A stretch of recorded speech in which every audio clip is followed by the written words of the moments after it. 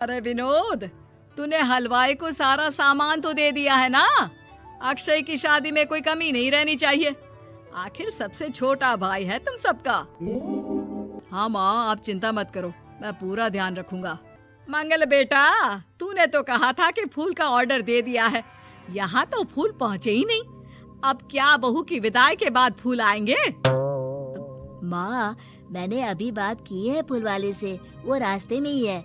आप किशोर भैया से क्यों नहीं कहती कुछ करने को? किशोर पहले ही मेरे बताए काम कर रहा है। पास के सभी रिश्तेदारों और मोहल्ले वालों को कार्ड वही तो देकर आया था। रिसेप्शन के लिए हॉल भी उसी ने बुक किया था। टेंट कुर्सी वालों को भी तो वही देख रहा है। पर कई मोहल्ले वाले तो हमारे भरे पूरे परिवार से जलते भी हैं। उन्हें बुलाने की क्या जरूरत थी? बेटा, शादी ब्याह में तो बुलाना ही पड़ता है, नहीं तो लोग क्या कहेंगे। दादी दादी देखो ना, हलवाई अंकल हमें लड्डू नहीं दे रहे, आप इनको डांटो ना। अरे चैन सुख दे देना बच्चों को लड्डू, क्यों तंग कर रहा है इन्हें? बीबी जी, मैं कहाँ मना कर रहा हूँ, लेकिन लड्डू बनते ही ये बच्चे उठा उठा कर खा लेते हैं। अरे मैं तो इन्हें थाल में रख के परोस भी नहीं पा रहा। भागो, अब कोल्ड ड्रिंक पीने चलते हैं। भागो भागो, अब कोल्ड ड्रिंक पीने चलते हैं। जैसे कि आप देख रहे हैं, आज इस घर के सबसे छोटे बेटे अक्षय की शादी है। घर में बहुत चहल पहल है। कुलभूषण की बीवी कमला को फुर्सत ही नहीं है कामों से, लेकिन कुलभूषण और घर के बाकी लोग कहाँ हैं? आइए देखते हैं। अजी, आप यहाँ आराम से बैठकर गाने सुन रहे हो और घर में अभी तक इतने काम बचे हैं करने को। अरे भाई, मेरे सबसे छोटे बेटे की शादी है, इसके बाद तो मैं अब चिंता मुक्त हो ही जाऊंगा। और फिर घर में तुम हो, बेटे बहुएं हैं, तुम लोगों के होते हुए मैं क्यों काम करूं? मैं तो शान से बेटे की शादी में जाऊंगा तैयार होकर। अरे ठीक है, अब आप आराम ही कीजिए। एक बार अभिषेक की बीवी आ जाए, फिर मैं भी आराम करूंगी और मेरी चारों बहुएं पूरे घर की जिम्मेदारियां संभाल लेगी। इतना कहकर कमला वापस अपने काम में लग जाती है। बेटा भी, तू अब तक तैयार नहीं हुआ? किससे बात कर रहा है फोन पर? तैयार कैसे हूँ? सैलून जाने से तो आपने मना किया है, क्योंकि मुझे हल्दी लग चुकी है। भाभीियों को देखो, सुबह से पार्लर में है। अक्षय की शादी हो जाती है और नंदिता बहू बनकर घर आ जाती है, लेकिन इस घर की खुशियों को मानो किसी की नजर लग गई थी। नंदिता के आने के बाद आए दिन घर की शांति भंग होती रहती। अपने माँ बाप की इकलौती बेटी को इतने बड़े परिवार की जिम्मेदारियां कहाँ संभालनी थी? अभी देखो ना, मेरे हाथों की मेहंदी भी अभी नहीं उतरी है और तुम्हारी मम्मी ने मुझे घर के कामों में लगा दिया। मैंने सोचा था कि घर की सबसे छोटी बहू होने के कारण मुझे सब पलकों पर बिठा के रखेंगे, पर यहाँ तो पलक झपकने की भी फुर्सत नहीं मिलती। देखो नंदू, शादी के पहले ही मेरे घर वालों ने तुम्हें और तुम्हारे पेरेंट्स को बता दिया था कि मैं जॉइंट फैमिली में रहता हूँ, तो फिर अब ये शिकायत क्यों? और फिर तुमसे पहले मेरी भाभी भी तो आई थी शादी करके, उन्होंने तो कभी कुछ नहीं कहा। नंदिता तब तो चुप हो जाती है, लेकिन ऐसा बहुत दिनों तक नहीं चलता। अरे नंदिता, माँ बाबूजी की दवाई का टाइम हो गया है, उन्हें दवाई दे आओ और उसके बाद सबके लिए नाश्ता बना देना। पर भाभी, मैं तो अभी अपना फेवरेट सीरियल देख रही हूँ। प्लीज मेरी जगह आप कर लो ना ये काम।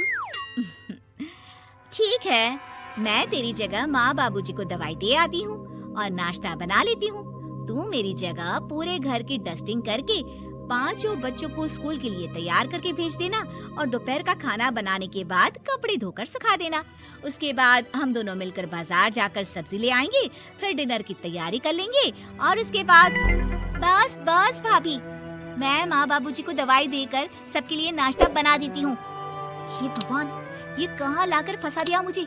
मेरे घर में तो गिनती की 8 रोटियाँ और 2 सब्जी बनती थी और नाश्ता निपट जाता था। यहाँ तो रोटियों का ढेर और सब्जियाँ बड़े बड़े पतीलों में बनानी पड़ती है। नाश्ता बनते बनते लंच का टाइम हो जाता है और लंच बनते बनते डिनर का।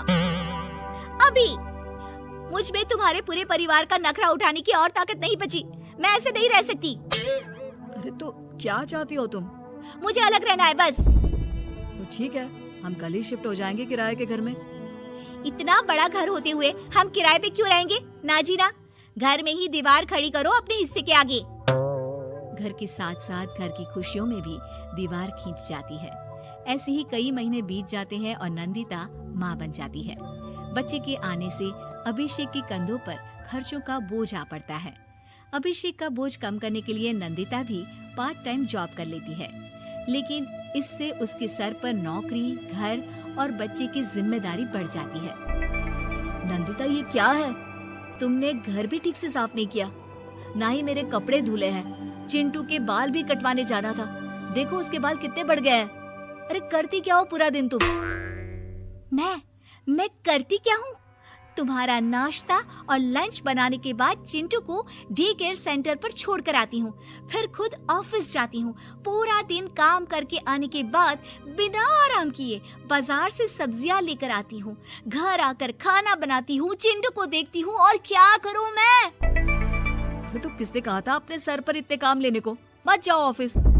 ऑफिस जाए बिना घर के खर्चे कहाँ से पूरे होंगे? चिंटू की डे केयर का खर्च, उसके लिए बेबी फूड का खर्च, प्रेस वाले का खर्च, ये सब तुम्हारी सैलरी से होता नहीं है। अगर परिवार से अलग नहीं होती तो इतनी मुसीबतें नहीं उठानी पड़ती तुम्हें परिवार के साथ मिलकर काम करने में दिक्कत थी, लेकिन काम तो अब भी बहुत है तुम्हारे सर पर। चिंटू को भी डे केयर भेजने की जरूरत नहीं पड़ती। उसको गोद में खिलाने के लिए दादा दादी और घर के सभी बड़े होते। उसके साथ खेलने के लिए उसके भाई बहन भी होते। मेरे तीनों बड़े भाइयों के बच्चे भी बड़े हुए हैं, लेकिन बिना महंगा बेबी फूड खाए, क्योंकि मेरी माँ और भाभियाँ बहुत अच्छे से जानती है कि बच्चे को क्या खिलाना चाहिए। बिजली के बिल जैसे खर्चे भी सब मिलकर बांट लेते थे। लेकिन तुम्हें तो सबसे अलग रहने में ही मजा आता है, तो अब शिकायत क्यों करती हो? बस करो अभिषेक, बस करो। मैं मानती हूँ कि मैं गलत थी। मेरे एक गलत फैसले ने हमें बिल्कुल अकेला कर दिया है सबसे। एक घर में होते हुए भी हम बाकी परिवार से अजनबियों की तरह रह रहे हैं। अभिषेक और नंदिता की सारी बातें घर के बाकी लोगों को सुनाई दे रही थी। तभी कमला बोल पड़ती है। अरे नंदिता बहू, किसने कहा कि तुम अकेले हो? तुम्हारा इतना भरा पूरा परिवार है ना तुम्हारे साथ। हम तो बस ये चाहते थे कि तुम अपनी गलती समझ जाओ।